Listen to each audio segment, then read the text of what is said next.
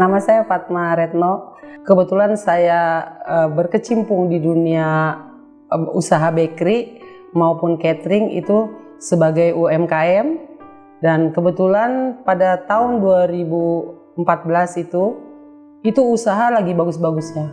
Saya usaha itu di bakery, baik di bakery maupun di kuliner lainnya. Setidaknya kita harus menguasai brand kita sendiri dan masakannya, resepnya harus ngerti. Karena apa? Kita biar nggak dibodohin oleh baker-baker yang nakal. Walau saya bilang nggak semua baker itu nakal, tapi nggak semua juga jujur. Ada ketemu baker yang kurang baik attitude-nya, dia berselisih dengan orang pihak pengelola. Pada saat itu saya belum nyemplung, karena saya punya kesibukan sendiri. Apa yang terjadi? Itu betul-betul kita hancur. Ketika bakernya ngambek, dia nggak masuk lagi. Padahal omset per hari itu mencapai 5-6 juta per hari. Karyawan kita sampai ada 8 bahkan 12 bagian pembelanjaan ini dan itu. Akhirnya saya harus berjuang keras untuk mengambil alih usaha saya. Karena usaha kita itu yang bisa mensukseskan hanya diri kita sendiri, tidak siapapun.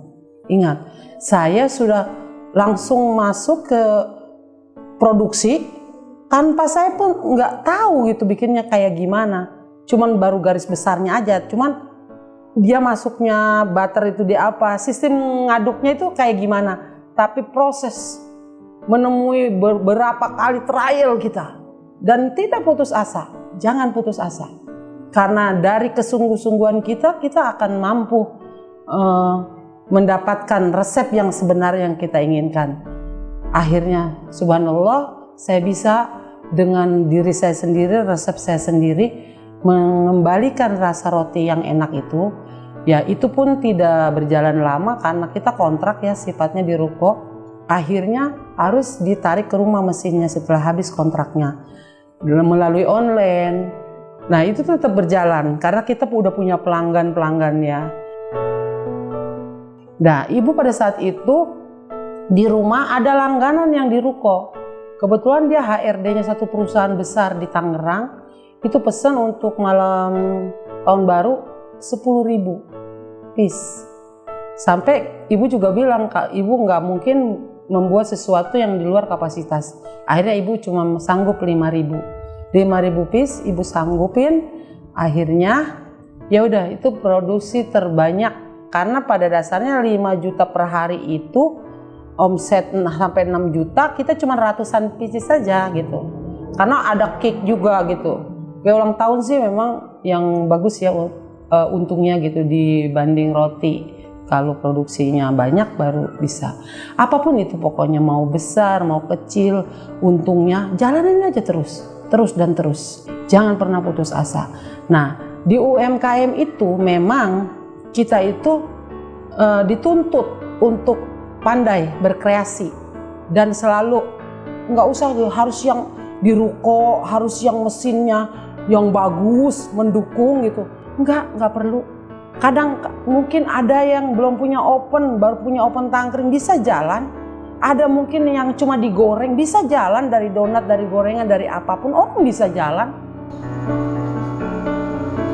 Nah di saat itu juga jalan di rumah, terus datanglah COVID melanda. Ya, COVID melanda itu betul-betul melumpuhkan kuliner-kuliner, terutama yang memang nggak take away yang di tempat gitu kayak kafe apa itu kan luar biasa ya tantangannya. Nah, ibu juga harus tutup ruko, ada sewa ruko di bandara juga tutup. Pas COVID apa ya yang sekiranya bisa gue jual? Ya udah scroll HP gitu, ngeliat gerobak, bagus bener nih gerobak nih, kalau kehujanan nggak rapuh gitu kan.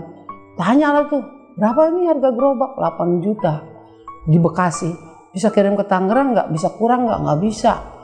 Ya itu bagus banget emang gerobaknya. Udah ibu pesen, ibu jualan di kaki lima. Nah pada saat itu ibu buka itu kalau burger kan rata-rata sore ya. Sore buka, jam 4 buka nih, tutup jam 10. Jam 9 setengah 10 closing kita tutup. Tapi apa yang terjadi karena COVID ya kita dilarang untuk jualan, suruh tutup cepet. Kita hargai mereka, tapi kadang-kadang ini baru buka Pak, masa kita harus tutup? Ujian lagi. Sampai kita tuh sampai ngumpet-ngumpet di kolong itu gerobak burger, udah ngalamin. Covid itu begitu, sebegitu hebatnya melumpuhkan, tapi nggak akan bisa melumpuhkan semangat ibu. Ibu terus saja, udah dagang terus. Tahu, share sama teman-teman. Ini jualan di sini, oh rame nih, rame bagus katanya. Ketika di UMKM itu kan kita nih usaha kayak nggak punya modal ya. UMKM saat ini kan ya kalau yang di umum itu belum ada yang namanya pinjaman dana atau apa, belum ada. Yang ada yang menawarkan pinjaman itu seperti bank keliling nawarin ya, dengan bunga yang tinggi, mencekik, bukan memberikan solusi, malah menambah beban bahkan stres. Begitu aku mengenal namanya Dana Mustadafin itu, di situ UMKM di DM di Dana Mustadafin itu betul-betul solusi, betul-betul anugerah, karena Allah itu memberikan rezeki dari jalan-jalan yang kita tidak duga. Melalui di Dana Mustadafin itu luar biasa, pinjaman tanpa bunga, bahkan cicilannya tidak ada pemaksaan, semampu kalian. Tapi prinsip ibu begini, kalau semampu kalian, kalau memang mampu 1 juta sebulan, bahkan 2 juta sebulan, kenapa mesti 500 sebulan? Satu itu. Kedua, ketika kamu diberi kepercayaan oleh seseorang, maka kamu harus bisa dipercaya. Dan di Dana Mustadafin juga banyak program-program yang udah berjalan saat ini, seperti pelatihan-pelatihan di PPKD, seperti bagaimana kita mau menampilkan satu produk kita menjadi menarik gitu, dari packaging atau apa, itu luar biasa. Aku juga berterima kasih banyak sama Dana Mustadafin yang selama ini sudah cukup membantu luar biasa. Jadi harapan ibu kepada Dana Mustadafin lebih maju lagi, lebih sukses lagi, dan kita doakan juga Dana Mustadafin semoga tetap sukses, tetap eksis, bisa membantu banyak lagi dari yang sekarang mereka bantu, dan pengurus-pengurusnya dikasih sehat, dikasih panjang umur. Dana Mustadafin peduli dan terpercaya.